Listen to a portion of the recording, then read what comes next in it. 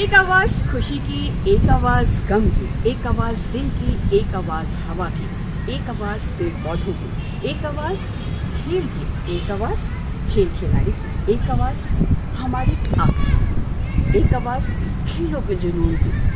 मिलते हैं, मिलिए किरदार में आवाज़ के बादशाह दामोदर प्रसाद आर्य से।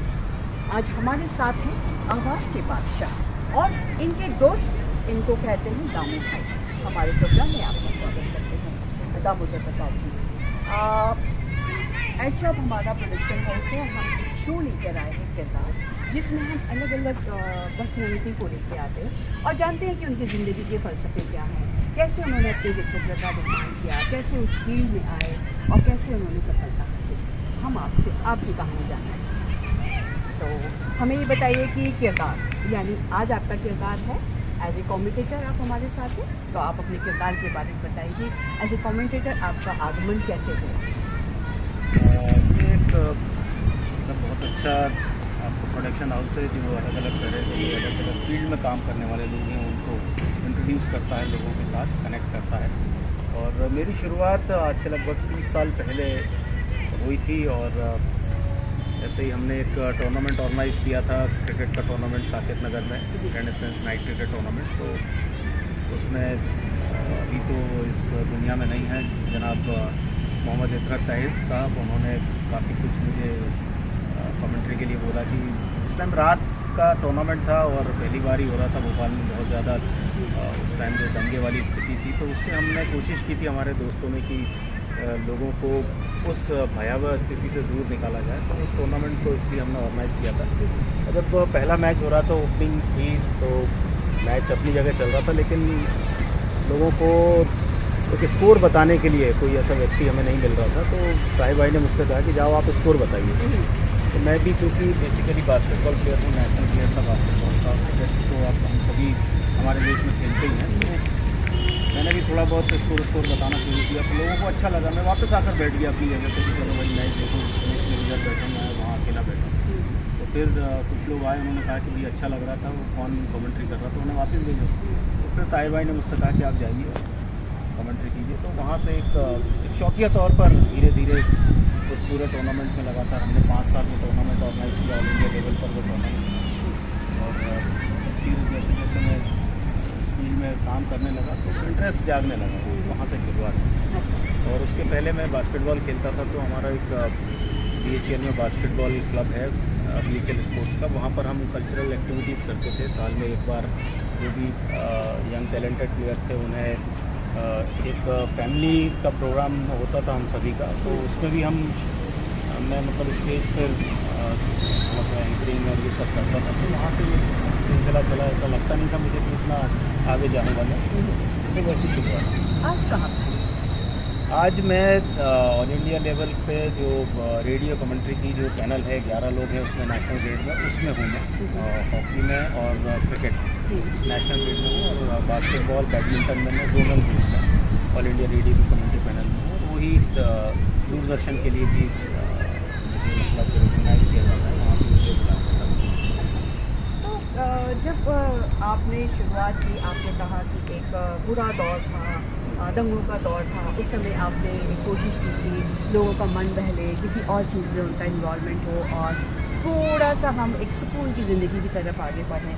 तो आप समझ सकते हैं कि ये इसका आरंभ और प्रारंभ रहा होगा, आपके भविष्य की नींव यहाँ पे रखी जा रही थी। इस तरीके से कभी आपने सोचा कि ये उस समय हुआ, उस समय नींव रखी मेरी भविष्य की करियर की, तो उस विषय में कैसे आप सोचते हैं? देखिए, करियर तो मैंने कभी बनाना सोचा नहीं था, क्योंकि मैं जब तक जॉब में आ गया था 1989 में मैं उत्कृष्ट खिलाड़ी हुआ था। मध्य प्रदेश शासन ने मुझे जॉब में लिया था, स्पोर्ट्स कोटे में मेरा तो रिक्रूटमेंट था। तो ये एक जो दोस्तों के साथ मिलकर उस टाइम दंगे की स्थिति से निकलने की, लोगों को एक एकजुटता उनके अंदर लाने का प्रयास था हमारा। और वहाँ पर देश के और हमारे देश ही नहीं हुए बल्कि विश्व के बहुत ही बड़े कमेंटेटर जो इस दुनिया में नहीं है, आदरणीय JP नारायणन साहब भी आते थे वहाँ पर, क्योंकि वो हमारे पैटर्न थे उस टूर्नामेंट में। तो उन्होंने भी जब मुझे सुना तो उन्होंने भी मुझे काफ़ी अप्रिशिएट किया, काफ़ी बातें बेसिक्स जो उन्होंने थे कमेंट्री के वो बताए, तब मुझे इतना अंदाज़ा नहीं था कि ये इतने बड़े शख्स हैं जिनसे मैं बातचीत कर रहा हूँ। वो तो जब मैं उस फील्ड में धीरे धीरे आगे गया तब मुझे समझ में आया कि जेपी साहब का क्या नाम है, क्या ऑरा है उनका, और उनकी जो बताई हुई बातें थी आज भी मुझे याद है और उन्हीं पर मैं वर्क करता रहता हूँ। वो जो बेस है मेरा वो जेपी साहब का बताया हुआ, और दोस्त यार जो मुझे मैं शुरुआत में कमेंट्री करता था तो वो सुनते थे, और काफ़ी लोग हैं जो मुझे बताते थे कि आप ये गलत बोल रहे हैं, वो गलत बोल रहे हैं, तो काफ़ी कुछ उच्चारण भी उनसे सीखा, आज भी मैं सीखता हूँ। मेरे साथी हैं प्रशांत सिंगर, उनसे काफ़ी सीखता हूँ मैं कि बात में हमारी आपस में चर्चा होती है तो कुछ बातें रहती हैं, कुछ शब्द रहते हैं जिन्हें किस तरह से प्रोनाउंस किया जाए, वो सब बातें बताते रहते हैं। ये मेरे ख्याल में मेरे जीवन में ये सीखने का दौर है। मैं प्रयास मेरा यही रहता है कि मैं सीखता रहूँ, हर दिन सीखता रहूँ, और जितना आप सीखेंगे उतना ज़्यादा अपने अंदर आपको आत्मविश्वास है। जिसे आपने कहा कि आप उत्कृष्ट खिलाड़ी रह चुके हैं, तो उस उत्कृष्ट खिलाड़ी के बारे में थोड़ा सा बताइए। मैं बेसिकली 1982-83 में BHL स्पोर्ट्स क्लब में, फादर मेरे BHL में थे, तो हम लोग BHL स्पोर्ट्स क्लब में बास्केटबॉल खेलने जाया करते थे। वहाँ से जो MP टीम रिप्रेजेंट करते हैं, नेशनल लेवल पर पहुँचते हैं, तो मध्य प्रदेश शासन उन खिलाड़ियों को शासकीय सेवा में लेता है उनके प्रदर्शन के आधार पर। तो ऐसे ही मेरा 1989 में जॉब लगा था। मैं संचालनालय नगरीय प्रशासन मध्य प्रदेश शिवाजी नगर में कार्यरत हूँ, और एज ए स्पोर्ट्स पर्सन था, तो काफ़ी जो स्पोर्ट्स क्लब में जो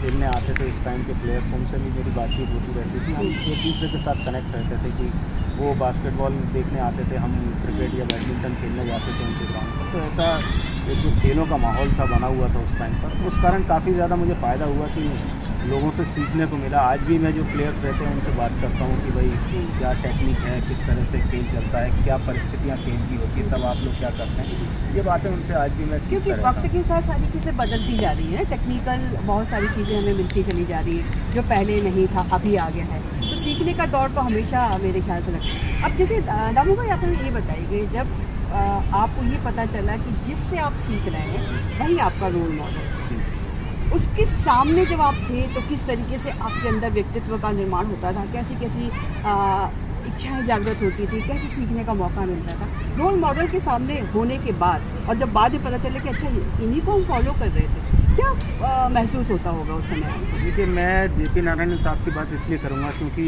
उन्होंने ही मुझे बेसिक सिखाया कि भाई एक इतना बड़ा व्यक्ति जो वर्ल्ड लेवल पर फेमस है और आप लोकल टूर्नामेंट में शौकिया तौर पे कमेंट्री कर रहे हैं, वो आपकी पीठ थपथपाए, तो उससे बड़ी बात तो कुछ नहीं हो सकती है। तो उन्होंने वो जो पीठ थपथपाई थी, तब मुझे उतना अंदाज़ा नहीं था, अंदर से शिवरिंग ज़रूर हुई थी कि भाई किसी ने अप्रिशिएट किया, क्योंकि दोस्त यार अप्रिशिएट करते हैं, वो अलग, उतना ज़्यादा उसको सीरियसली नहीं लेते कि भाई ये तो दोस्त है, इनका तो काम ही है कि आपको अच्छा बताना। लेकिन जेपी नारायण साहब ने जिस तरह से मुझे बताया कि बहुत अच्छा लगा उन्हें कमेंट्री सुन के, आधा 1 घंटा 2 घंटा, वो डेली, क्योंकि पैटर्न थे, टूर्नामेंट भी उनके पैटर्नाइजेशन में हम करते थे, तो वो काफ़ी कुछ बताते थे उस टाइम पे। तो जो उन्होंने बातें बताई, फिर जैसे जैसे समय बीतता गया, थोड़ा थोड़ा और मैं आगे बढ़ता गया उस फील्ड में, तो जब भी उनसे मुलाकात होती थी, आमतौर पर हफ्ते भर में हो ही जाती थी, तो बताते थे सर ऐसा किया वैसा किया, तो बहुत ज़्यादा अप्रिशिएट करते थे। उनका एक अंदाज़ अलग था।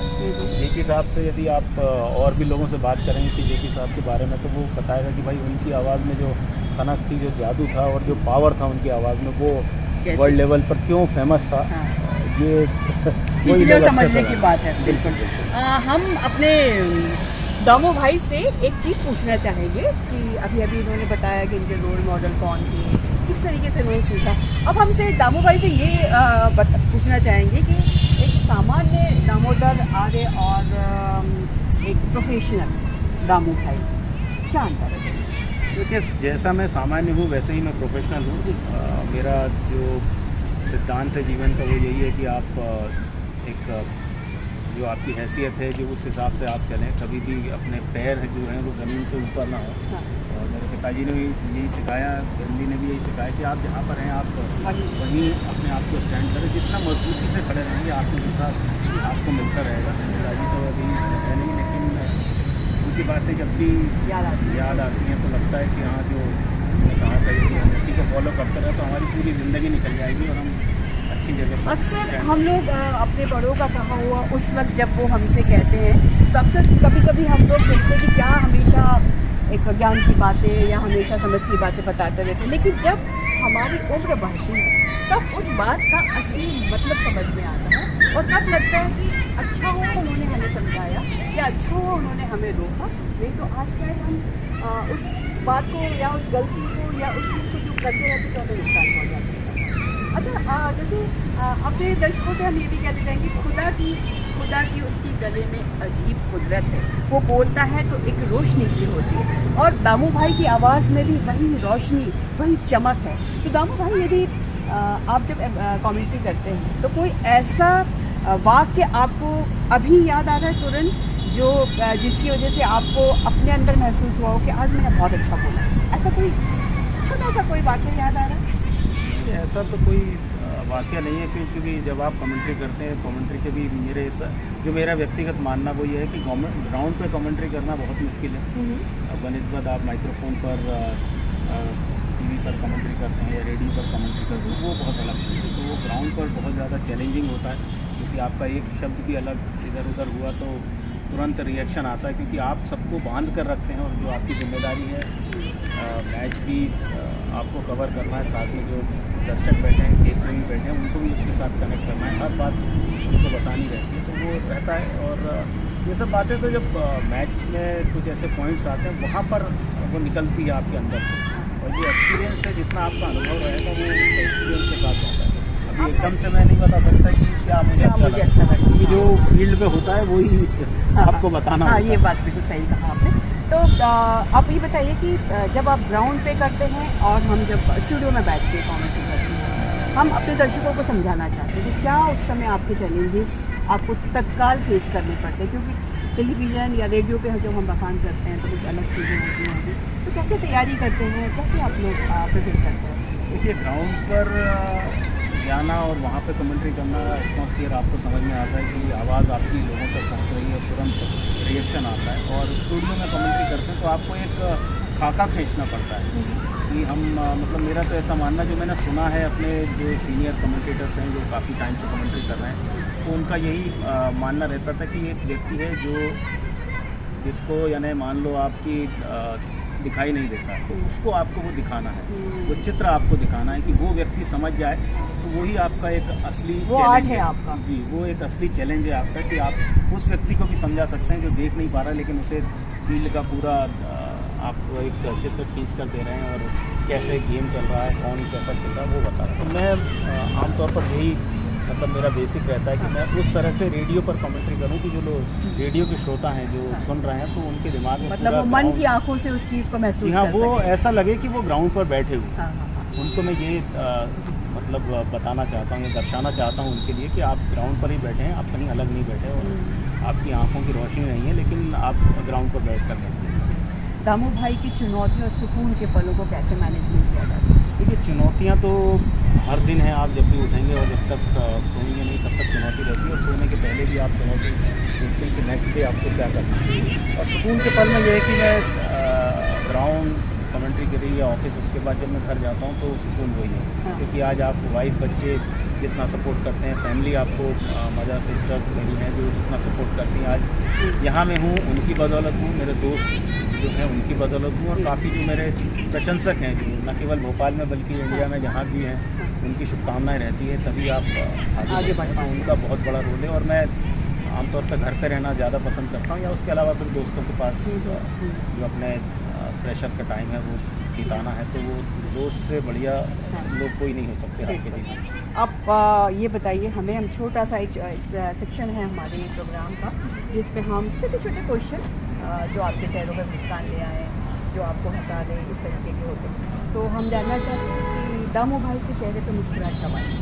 मुस्कुराहट आती, मैं स्पोर्ट्स के प्रोग्राम देखूँ या घर पर जो बच्ची है उसके साथ हंसी मजाक करूँ, वाइफ है, हाँ। और दोस्तों के साथ हंसी मजाक करूँ, मतलब एक ऐसे पल बिताएं जिसमें मतलब स्पोर्ट्स से छोड़कर या हर तरह की बातें हों, लेकिन उसमें खुशी का हो और लोगों को इनकरेज करना तो सबसे अच्छा रहता है कि किसी के लिए बुराई हम ना करें, वो ज़्यादा अच्छा है कि पॉजिटिव रहें, जितना पॉजिटिव रहेंगे उतना पॉजिटिव काम भी होगा और रिज़ल्ट भी पॉजिटिव आएगा। आपका स्ट्रॉन्ग पॉइंट मेरा ये है कि मैं मतलब कभी चुनौतियों से घबराता नहीं, और जो भी चुनौतियाँ हों, टाइम कम रहता, काफ़ी टाइम ऐसा रहता है कि आपको 2-3 काम को एडजस्ट करना पड़ता है और टाइम आपके पास उतना ही है, तो उस टाइम पर आमतौर पर लोग घबरा जाते हैं। तो मैं कोशिश करता हूँ कि 1 बाय 1 मल्टीटास्किंग ना हो और एक जो सिस्टम से काम करने में मैं विश्वास करता हूँ कि जितना सिस्टम से काम करेंगे उतना ज़्यादा आप स्ट्रॉन्ग। अच्छा, कमजोरी कमज़ोरी कह लें या अच्छी बात कह लें कि दोस्तों के साथ ज़्यादा टाइम रहता है और कभी ऐसा रहता है कि मेरी छुट्टी है तो मैं ज़्यादातर घर में रहता हूँ, तो दोस्त यार मिस करते हैं कि यार पहले बैठ के जो बातें होती थी 2-3 4 घंटे उसमें आप कम समय देते हैं। आपको कभी गुस्सा आता है? हाँ, गुस्सा तो हर व्यक्ति को आता है, लेकिन मेरा प्रयास रहता है कि मैं उसे कम करूं, क्योंकि मैंने बहुत सारी चीज़ें अपने जीवन में गुस्से के कारण रहता है, एग्रेशन रहता है, आपका एक समय रहता है, नुकसान कर जाते हैं। नुकसान कर जाते हैं। तो मैं कोशिश करता हूँ जिस टाइम गुस्सा आए तो थोड़ी देर शांत हो जाए। कैसे शांत करते हैं? गिनती गिन लें 1 2 3 4 ऐसे करके थोड़ा मतलब अपने आप को कि भाई ये मतलब मेरा सोचना है कि ये समय भी गुजर जाएगा। मैं इस बात के पर विश्वास करता हूँ, तो थोड़ा अपने आप को कूल रखता हूँ, बोलता कम हूँ और सुनता ज़्यादा हूँ लोगों को। मतलब देखिए, एक कमेंटेटर हैं जो बोलते कम है सुनते ज़्यादा है, उल्टा भी होता है। लोगों को जो बताते हैं, जो लोगों को खेल के बारे में बता रहे हैं, जोश और जुनून से जोड़ के रख रहे हैं, वो खुद कम बोलते हैं। अच्छा, जीवन का मंत्र क्या है? जीवन का मंत्र है पॉजिटिव अप्रोच के साथ काम करें, लोगों को इनकरेज करें और हर व्यक्ति के अंदर बहुत सी मतलब वो एक हरफन मौला व्यक्ति रहता है, तो उसके अंदर जो भी बातें रहती हैं वो निकालें और उसे इनकरेज करें कि आप भी बहुत कुछ जीवन में कर सकते हैं और निराश नहीं होना। सबसे बड़ी बात यह है कि कैसी भी चुनौतियाँ आए, कैसा भी समय आए, आप अपने आप पर विश्वास रखें, धैर्य रखें अपने ऊपर, तो आप उस समय से गुजर जाएंगे। बिल्कुल। बहुत सारी सफलताएं आपको मिली हैं, लेकिन अब कोई लक्ष्य बाकी नहीं? लक्ष्य तो यह है कि कभी मैंने कोई सेट किया नहीं कि मुझे ये करना है या मुझे वो करना है, और जो मैं ऊपर वाले का बहुत शुक्रिया अदा करता हूँ कि जिसने मुझे इस तरह के काम करने के लिए मेरे ऊपर एक तरह से अपना आशीर्वाद दिया। तो वो अनवरत 30 साल से चल रहा है और मैं चाहता हूँ कि ऐसा ही ये चलता रहे और लक्ष्य कोई नहीं है। बस ये है कि जो काम कर रहे हैं उसे बहुत शिद्दत से काम करें ताकि वो अच्छा काम हो सके, लोगों को पसंद आए और लोग आपकी तारीफ़ करें, लेकिन उस तारीफ़ में भी आप अपने पैर को ज़मीन पर रखें। बहुत बड़ी बात है कि इंसान कितना भी सफलता की सीढ़ियों पे चल जाए, मंजिलों पे पहुंच जाए, लेकिन जब तक वो ज़मीन से जुड़ा हुआ नहीं रहेगा वो बहुत समय तक टिका नहीं रह सकता। हमारे किरदार शो के बारे में कुछ बोलना चाहते हैं? किरदार शो मैंने जैसे शुरू में कहा कि एक अच्छा शो है और इसके माध्यम से न केवल आज मैं अपने आप को एक्सप्रेस कर पा रहा हूँ, ऐसी बातें शायद मैंने ज़िंदगी में अपने दोस्तों को भी नहीं बोली। वो ज़रूर बोलते हैं कि आप ऐसा कर रहे हैं, वैसा कर रहे हैं, ऐसा आगे जा रहे हैं, पर इसके माध्यम से जिस तरह से आप और भी लोगों को, हर फील्ड के लोगों को जोड़ रहे हैं, ये हम भी उनके बारे में जानेंगे, क्योंकि मेरा यही रहता है कि मैं हर जिस भी स्पोर्ट्स में जाता हूँ उसके बारे में स्टडी करके जाता हूँ, होमवर्क करता हूँ किसी भी मैच के पहले। तो ऐसे ही आपके इस प्रोग्राम के माध्यम से भी मैं बहुत से लोगों को जानने में सफल हो पाऊँगा जिनके बारे में मैंने सुन रखा है, पर तो उनको उतना नज़दीक से नहीं जान पाऊँगा। तो इस प्रोग्राम के माध्यम से मेरी कोशिश रहेगी, प्रयास रहेगा कि उनको भी बहुत अच्छी तरह से जानूँ। बिल्कुल, हम किरदार के माध्यम से यही कोशिश कर रहे हैं कि लगातार आपको अलग अलग किरदारों से मिलवाते चले आएँ। तो आज हमने एक और कमेंटेटर से आपको मिलवाया जो रोमांच का बयान करता है,